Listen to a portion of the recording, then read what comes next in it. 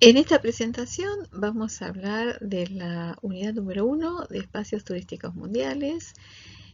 Esta unidad la llamamos Aportes de la Geografía para el estudio del espacio turístico. Bueno, a lo largo de la unidad vamos a ver diferentes temas. El primer punto tiene que ver con la dimensión espacial del turismo, que lo vamos a desarrollar en estas diapositivas. Luego vamos a hablar en otro bloque del espacio contemplado al espacio consumido, el punto 1.3, el estudio científico del turismo a través de la dimensión geográfica. Acá vamos a plantear cómo comienzan los estudios científicos vinculados con el turismo. En el punto 1.4 vamos a presentar la aproximación sistémica aplicada a la geografía del turismo. En el punto 5, las herramientas básicas para abordar esta asignatura desde la geografía. Y el último punto trata sobre la configuración del espacio turístico a través de la dimensión espacio-temporal. Yo les decía en la presentación de la asignatura, hacía referencia a la importancia de esta doble dimensión. Y acá le vamos a encontrar un nuevo significado y lo van a usar muchísimo en la vida profesional y en la vida personal cuando quieran diagramar sus propios circuitos turísticos. Entonces comenzamos con el punto 1.1, que es la dimensión espacial del turismo. Esta es la bibliografía que vamos a utilizar. Ustedes en el material de lectura de la unidad número 1 van a encontrar algunos capítulos de Callizo Soneiro Javier.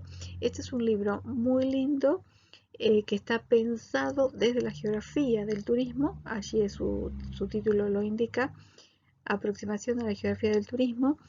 Fue editado por Síntesis. Esta es una editorial, si les gusta la lectura turística, es una editorial que tiene muchísima obra especializada en turismo.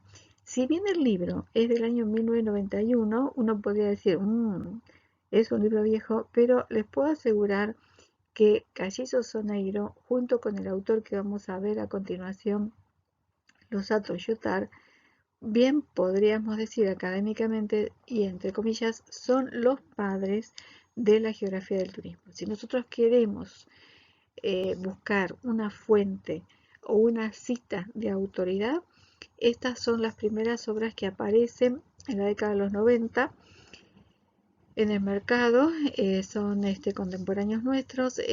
Callizo es un español que trata sobre y escribe sobre temas de turismo. Un libro muy bueno que les aconsejo si quieren tener su propia biblioteca, como para empezar a pensar en conseguirlo y tenerlo en el estante nuestro. También vamos a consultar algunos capítulos de este libro Geografía del Turismo, que es escrito por Losato Yotar, Jean-Pierre Losato Yotar. Losato Yotar hace su tesis doctoral sobre una cuestión que la vamos a desarrollar y la vamos a mencionar mucho a lo largo de las clases. Él plantea del espacio contemplado al espacio consumido. Cómo cambia la percepción del hombre y todo aquello que primero era telón, lo que iba a contemplar, a admirar, luego se transforma en el escenario donde va a construir y va a colocar obras de equipamiento y de infraestructura sobre ese territorio, ¿sí? Bueno, es un libro muy lindo, muy útil para un profesional en turismo, también desde el año 91, pero en realidad les puedo asegurar que tanto Callizo como Losato son la base, los primeros autores que empiezan a escribir, perdón, sobre la geografía del turismo. La obra de Jean-Pierre Losato Yotar está escrita en francés, la obra original. Nosotros trabajamos una traducción de su texto y es su tesis, el planteo de su tesis doctoral. Así que este librito, a pesar de la antigüedad que revista, no ha sido superado por otros autores. También vamos a analizar otros capítulos de Fernando Vera Rebollo y otros. Los otros son Francisco López Palomeque, Manuel Marchena Gómez y Salvador Antón Clave. Este es un grupo de geografía que toma como base la obra de los Hato Yotar y de Kagiso Soneiro, y aquí en el año 1997 escriben este libro, que esto es como un manual de la geografía del turismo. Lo llaman Análisis Territorial del Turismo, una nueva geografía del turismo. Es un poquito después de la misma década de los 90, finalizando la década de los años 90. Este libro es muy interesante, está planteado en 3 partes, y nosotros acá vamos a estar leyendo algunos capítulos de la parte 1, pero después ustedes tienen otra segunda parte que tiene todo que ver con los continentes, que también se puede utilizar, ¿sí? Bueno, acá lo tenemos, Vera Rebollo. Este mismo grupo de autores, unos años más tarde, en el año 2013, se vuelven a reunir y elaboran este libro, Análisis Territorial del Turismo y Planificación de Destinos Turísticos, ¿sí? También coordinado por Fernando Pérez Rebollo.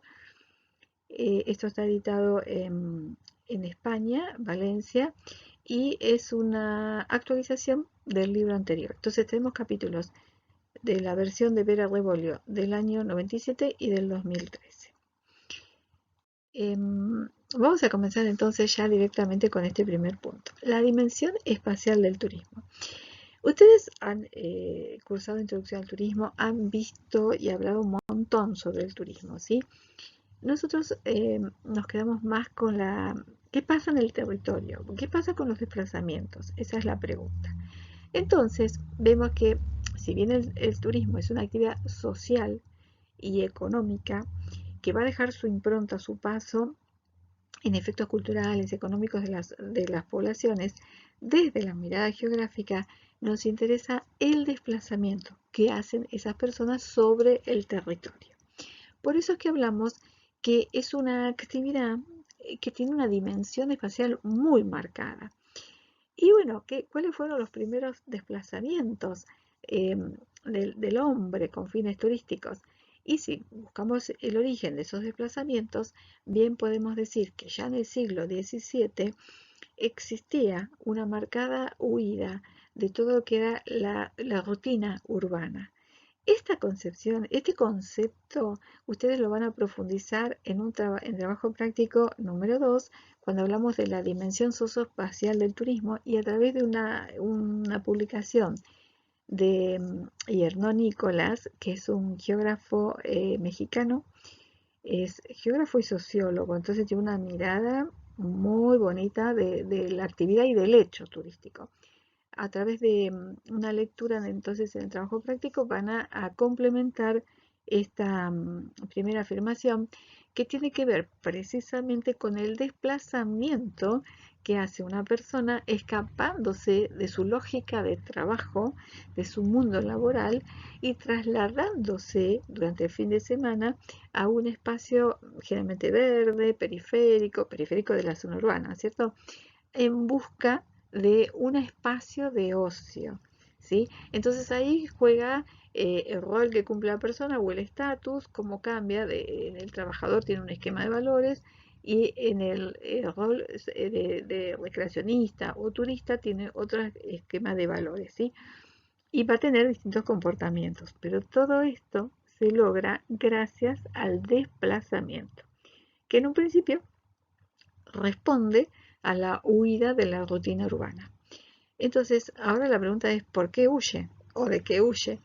Y bueno, busca otro espacio. La alteridad espacial es esto, salir de mi confort, de mi cotidiano, e irme a un lugar distinto para ir al tercer concepto, cambiar de aire. Y en esta concepción de la dimensión espacial prevalece la mirada verde y prevalece la valoración de esos espacios. ¿Dónde estaban ubicados? En el siglo XVII, ¿no es cierto? Y aún en nuestro siglo XXI, esos espacios verdes, valorados para fines recreativos, están precisamente ubicados en la periferia, y es el espacio recreacional, el espacio frecuentado por el fin de semana, el espacio que el hombre recorre cuando cambia su condición se escapa de la lógica del trabajo y ahora está imbuido en la lógica que tiene que ver con el ocio. Y esta es la postura que ustedes van a leer a través del texto de Yerno Nicolás y lo van a trabajar el viernes en la clase práctica.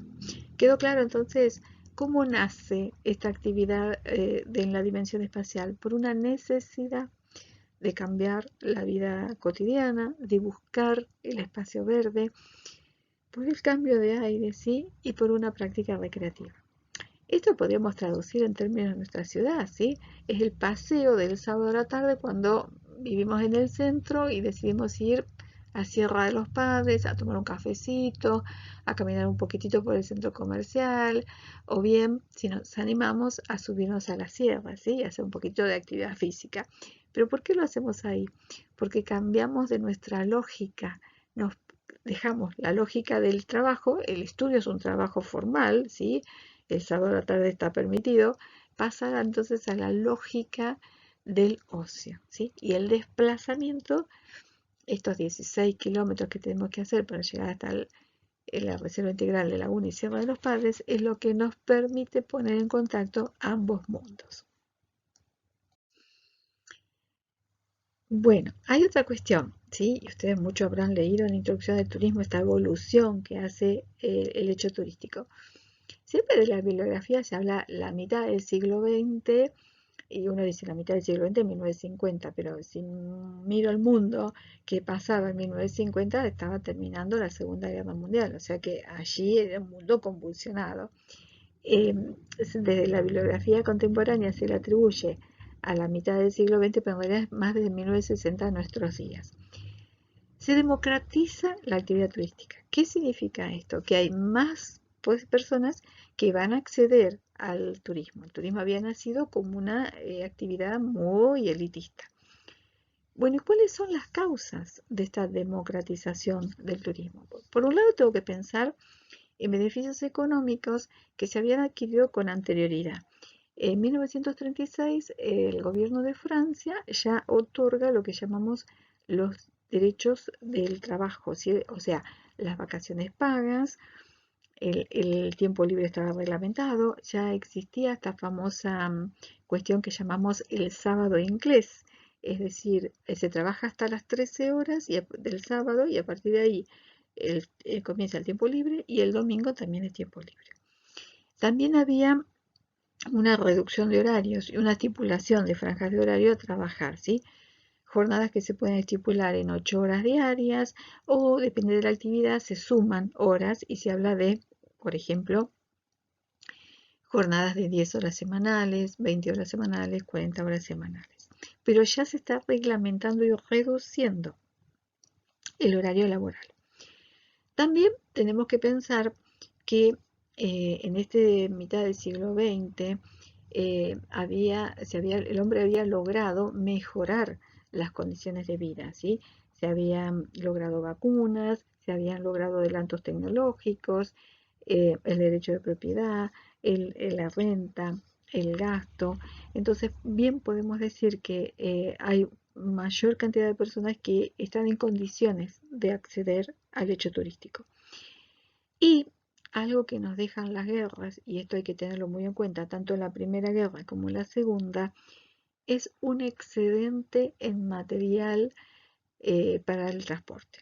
En las guerras, después de las guerras, los aviones que transportaban ejército o aviones de combate se reorganizan para transportar pasajeros.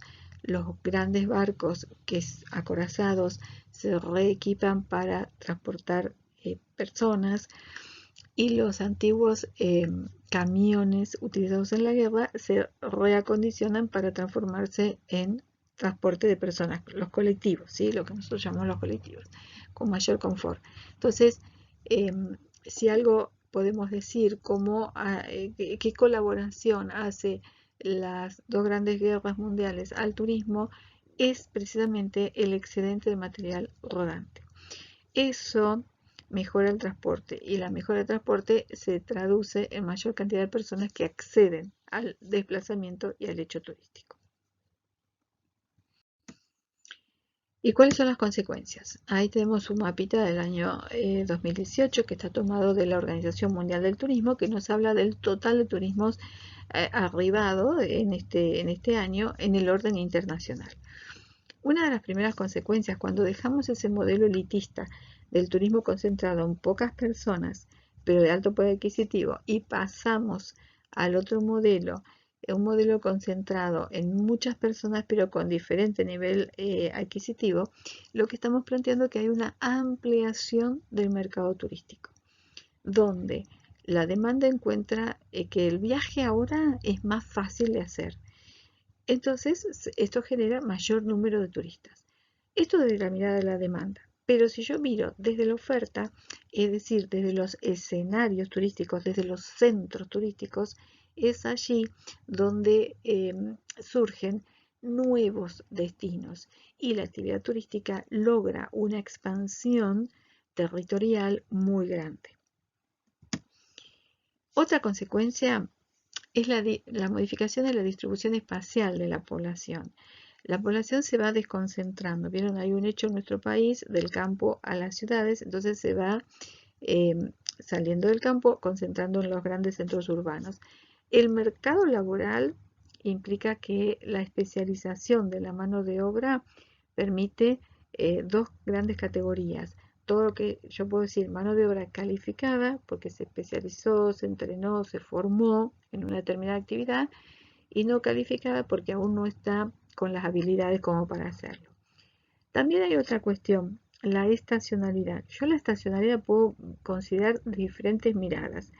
Una es la estacionalidad pensada desde las estaciones térmicas, verano, invierno, otoño, primavera, que se traduce en la posibilidad o en la generación de escenarios para realizar diferentes tipos de actividades. Estoy pensando, por ejemplo, la montaña. La montaña que puede ser en la primavera y verano como turismo alternativo, escalada, caminata, trekking, ecología, turismo naturaleza. Y si se encuentra en una latitud y una altitud que puede generar nieve el resto del año, escenario de oro blanco, ¿sí? Como se menciona en la bibliografía europea, prácticas de esquí, trineo, snowboard, todas las actividades que requieran de la nieve. Eso me habla de la estacionalidad en cuanto a cómo condiciono los destinos. También la estacionalidad la puedo mirar desde la demanda, el momento que las personas pueden viajar, ¿sí? Son dos tipos de estacionalidad diferentes. También tengo que tener en cuenta los procesos migratorios, aquellas personas que se desplazan con fines de radicarse definitivamente, y aquellos que se desplazan por temporadas, por eso se lo llama población golondrina. Y en el turismo que hay mucha población golondrina que va viajando en función a las temporadas, ¿sí? Sean térmicas, verano, invierno, o en función a la actividad que se va a realizar. También, también tengo que tener en cuenta los cambios en la estructura económica de las regiones receptoras. Las regiones receptoras son los centros receptores, son las que poseen los recursos naturales o culturales, los que atrapan, los atractivos, los que pasan a ser como esa pieza de imán tan fuerte que es capaz de atraer al flujo turístico. Y también tengo que tener en cuenta cuando se acondicionan esos espacios receptores, cuáles son las alteraciones que se dan al medio físico.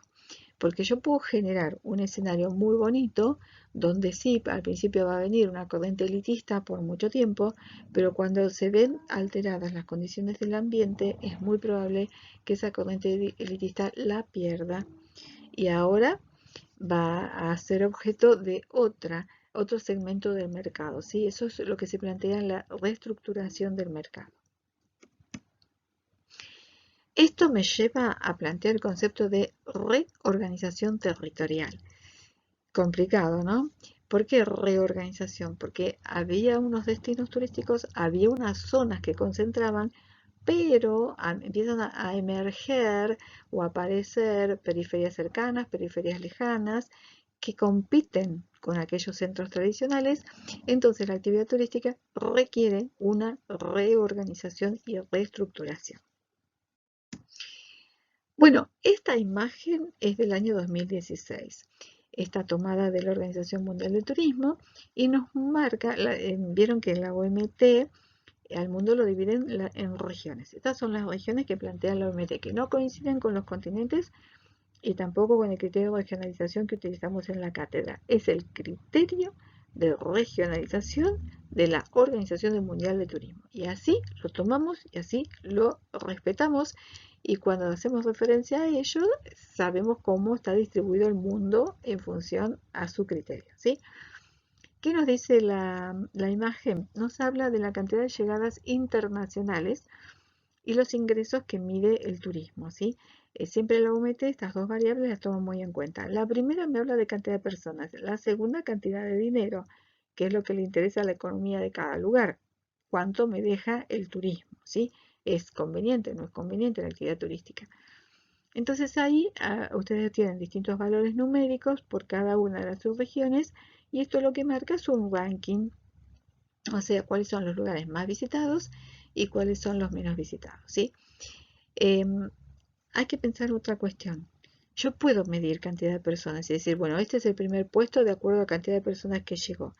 Pero del análisis económico también tengo que pensar cuánto dinero aportan esas personas. Y ahí plantearme, ¿qué me conviene? ¿Muchas personas? Poco dinero. ¿Pocas personas? Mucho dinero. Bueno, son todas estrategias que el día de mañana, cuando les toque gestionar un destino, lo van a tener que poner en la balanza y considerar, ¿sí? No se dejen llevar siempre por la cantidad y la masividad, porque esto no es sinónimo de altos ingresos. Bien, ahí hablamos en el año 2016, 1.235 millones de turistas internacionales.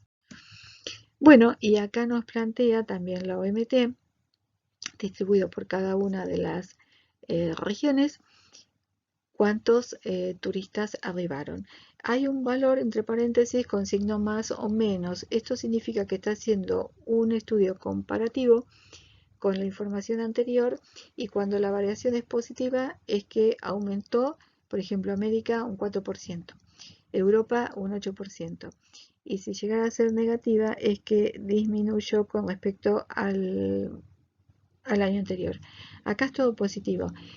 Bueno, lamentablemente cuando tengamos los datos del año 2020, 2019 y 2021, ahí sí que van a aparecer valores negativos debido a la emergencia sanitaria que estamos viviendo a nivel internacional. Y todas las predicciones y proyecciones van a cambiar drásticamente. Acá tenemos un ejemplo. Esta información es histórica y pronostica hacia el 2030 cómo estaba pensado antes del COVID-19 la situación y el arribo de los turistas, ¿sí? Fíjense que en el año 1950 también está elaborado por la Organización Mundial del Turismo, el arribo de turistas era de internacionalmente 25 millones. En el año 2012, 1 billón, crecimiento terrible. En el año 2030 se pronosticó 1.8 billones. Estamos a 10 años del 2030. En esta curva ascendente hay un hecho que no está registrado, ¿sí? Que es la caída que tiene la actividad en este momento.